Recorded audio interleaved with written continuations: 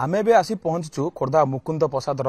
ददी बावन साई जो स्थान रे काली हत्या घटना घटी सारिबा परे उत्त्यक्त लोक माने एही स्थान रे ही बाइक गुडी को भांगिबा सहित घर द्वार भांगी देथिले एवं गाड़ी गुडी को निया लगाई देथिले। सीधा सड़क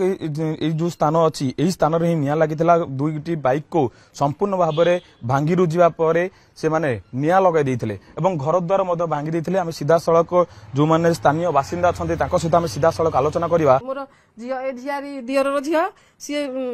आसला ड्यूटी आसी ठिया ताको धक्के पकेले से सेठी जाई पड़िछि है सेठी गंडगोल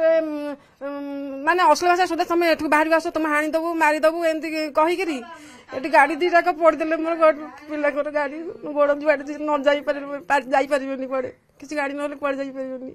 ताकू आम हजबैंड सेपटे थे जे धमक देखे तो पुआ को दे तो कान्हा कुआड़े गला कहीकि माध्यम करके तंटी चिपी सब लोक भी देखी एपटे एमती कर घर सब जाइए घर द्वारा हांडी शाले पशि सब छिनछतर के हांडी फांडी सब फोपड़ा फिंगा करी सब फोड़ा फोड़ा निश्चित भाव जदि आम देखा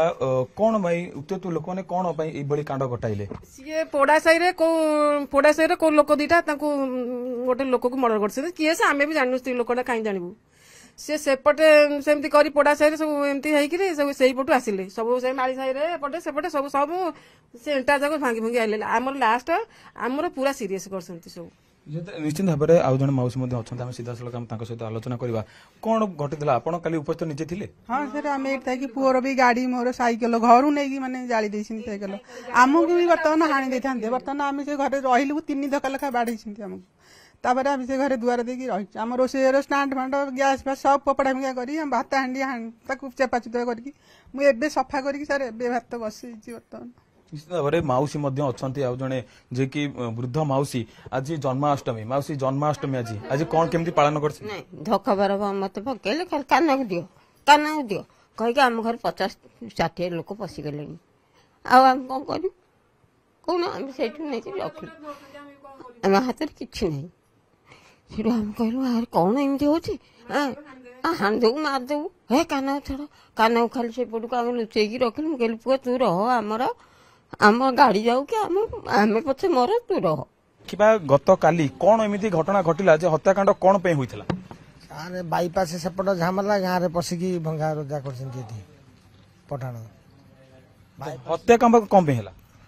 से कथा हम जानू बाईपास से कौन बाड़िया बाड़िया कौन हेले एठी आसिकी गाँव घर भितर पशिकी भंगा रोजा करी फोपड़ा फिंगा सब कर निश्चित भाव में जदि आम देखा आप सीधा सड़क चित्र देखुवे साही भितर